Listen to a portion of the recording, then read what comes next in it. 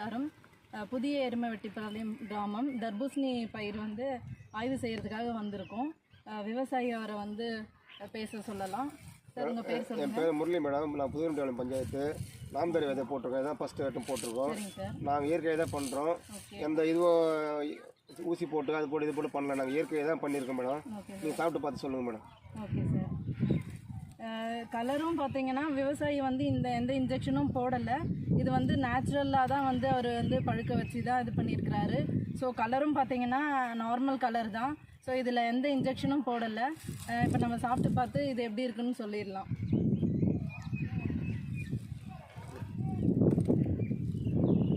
டேஸ்ட்டும் வந்து நார்மலாக தான் இதுவாக இருக்குது. ஸோ நமக்கு வந்து எந்த இன்ஜெக்ஷனும் போடலை. கலரும் வந்து நார்மலாக இருக்குது. அதனால் இந்த விவசாயி வந்து எந்த இன்ஜெக்ஷனும் போடலைன்றது வந்து இதன் மூலயமா நமக்கு தெரிய வருகிறது.